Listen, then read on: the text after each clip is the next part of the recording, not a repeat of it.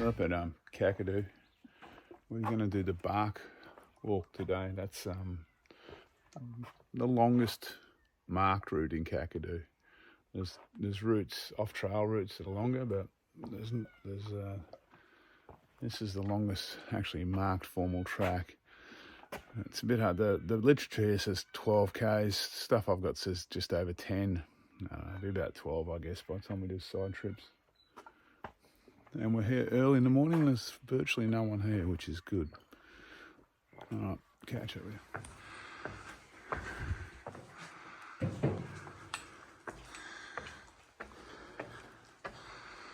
So this walk is best known for its art.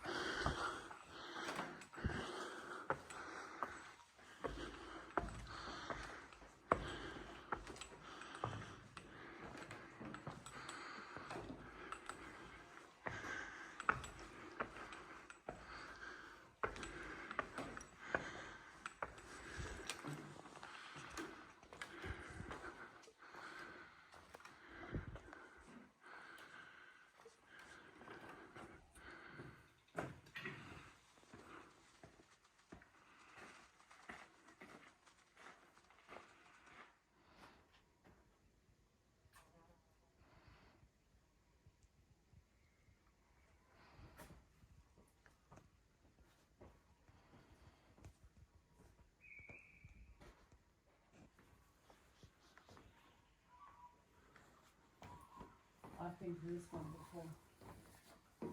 I remember this one.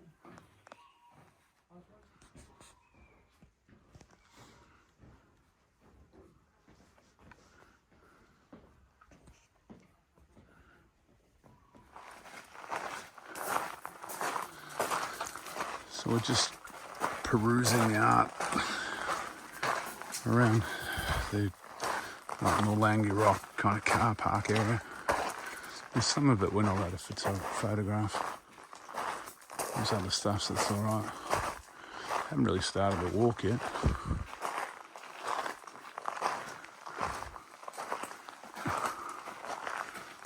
Wow.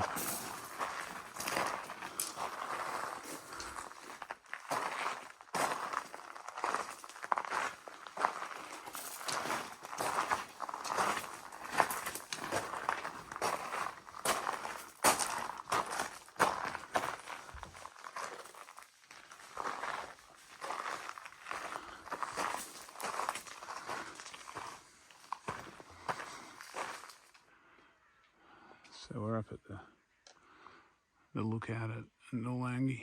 This is about as far as most tourists get. Mind you, we're early in the morning this morning, so there's no one around even here.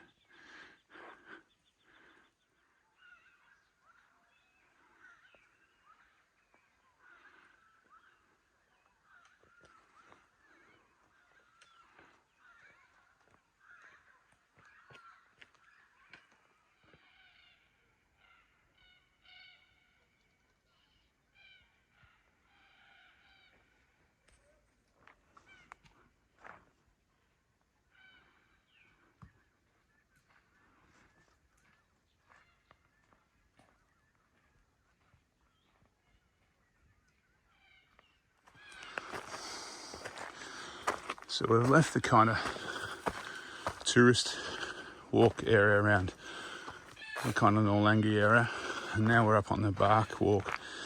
This, like I said before, this is the longest marked track in Kakadu. And it's almost, I get a feeling in Kakadu, they almost don't want people walking here on any kind of length walks, because even this track is kind of, it's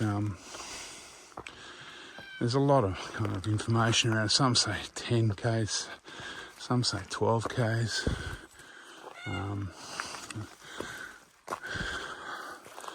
Some say 8 hours for it. Some say longer. Looks like our track's going to get pretty vague along here. But yeah, you get the feeling that there's a kind of management strategy. they kind of do everything they can to deter people from walking. There's such a, with the escarpment up here, I mean, they could develop a jet boiler type walk, which would take some pressure off Nitluck. And it'd be even more awesome than Nitluck. But I don't think there's any interest in opening some of this country up. See the black cockies?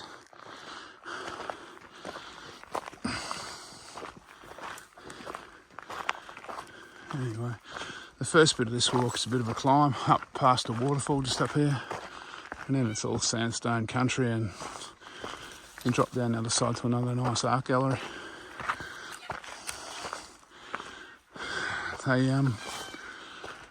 They've got all the warning signs at the start, which is fair enough. You don't want people wandering out if they're just day walkers, or they're just, tourists. But I've done this walk in the middle of the wet season, apart from the head-high grass.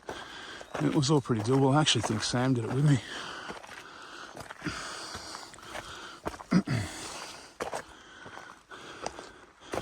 But yeah, this is the crux of the whole walk up this waterfall. Early in the wet season and early in the dry, you can quite often get some water here.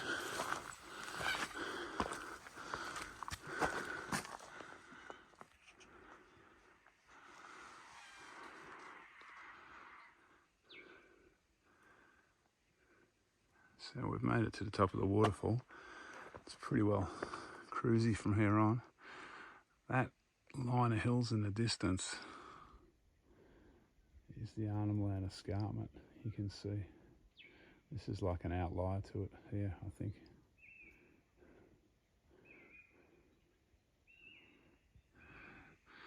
So the good news is we've got to climb out of the way in the shade. The bad news is we're about to walk into the heat.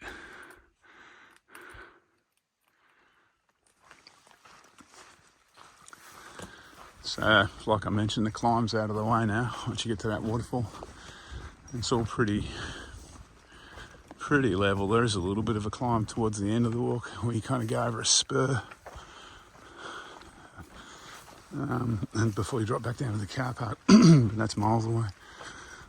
Pretty much now on, we're just meandering through these sandstone domes before we drop off the other side of the gallery to the next gallery. It's very pretty, this little grassland.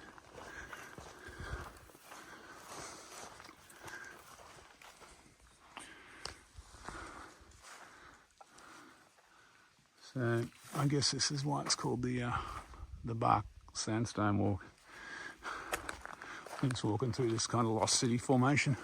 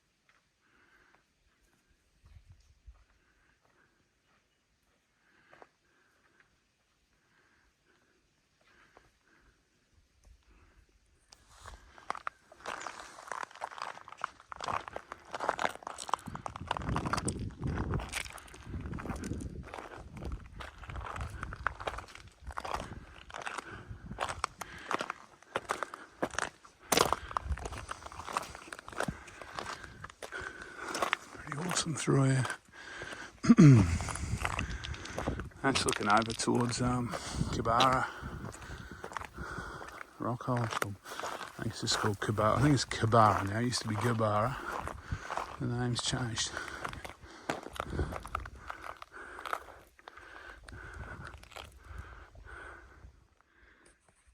There's a bit of conglomerate rock for you in the sandstone. So that's how I say we're on a bit of an outlier. We've walked across this outlier of rock, which is Norlangi rock, and we're about to drop down onto that country there soon.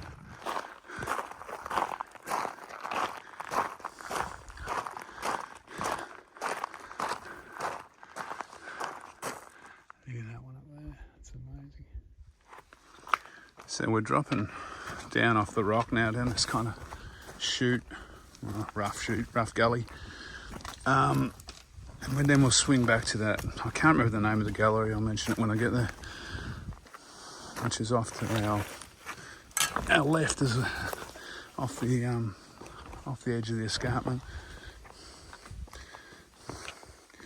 And then we basically on the flat land until we kind of do a little bit of climbing and get back to the car.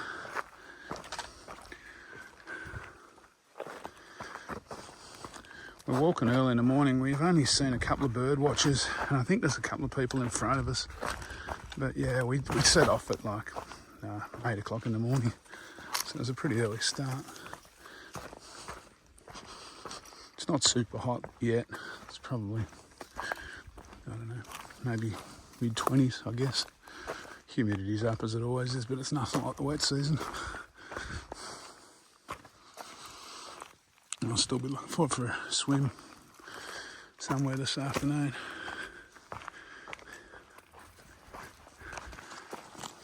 So we're off the rock now, kind of cruising around the base.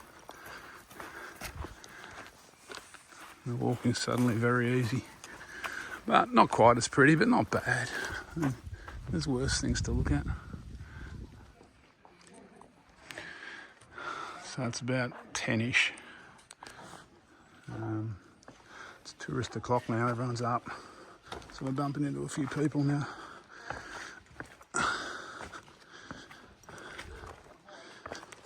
This is another nice gallery around the back of Norlangi. You can see that.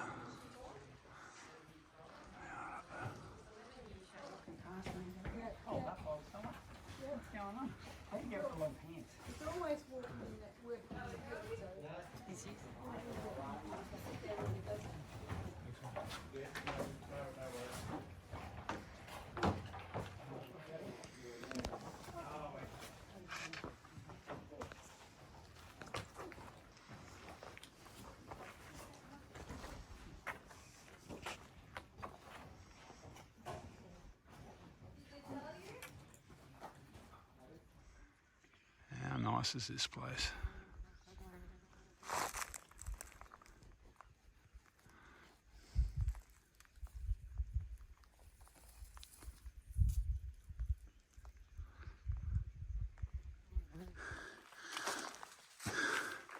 So this is, we've kind of walked around the base of the rock a fair way. Now we're climbing over what's really like a spur, I guess. It's only short, but this is the last climb of the walk. We're out of the sun for a while too, which is good. It's probably, I don't know, 11:30, I guess. Start to heat up.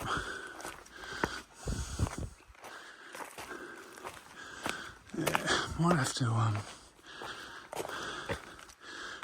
put the camera away. I don't know if I can get up here filming. Oh yeah, probably can.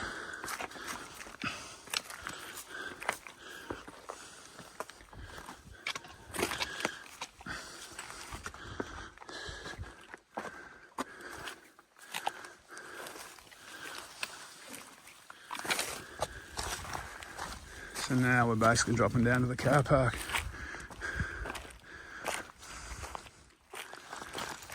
So we're back almost to the car park at the Norlangi Rock car park. The walk's almost over. It's been a very pleasant walk. Lots of art, lots of interesting sandstone, some nice views from the top, and even down around this low country. It's pretty specky because you've always got the rock to your left. The walking's a lot easier. Like I mentioned earlier, it's the only long walk, well, longish walk in Kakadu. It's definitely worth doing though. Although it looks like it needs a bit of love. There's a few faded markers around everywhere. This bit of the track's obvious, but some of the track markers are getting a bit faded and dark.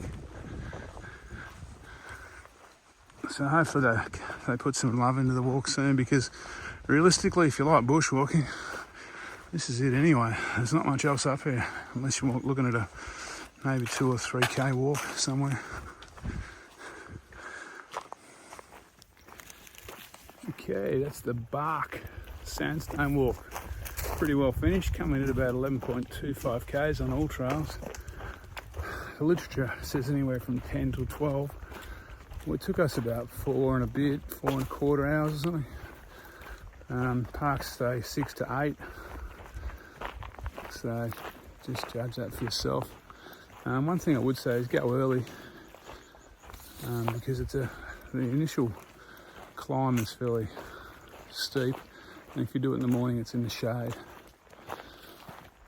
And apart from that, you can get, if you come early, you get the gallery around Norlangi, the popular one. Your chances are you'll have it pretty much to yourself. Alright, I'll catch up with you later on the next one.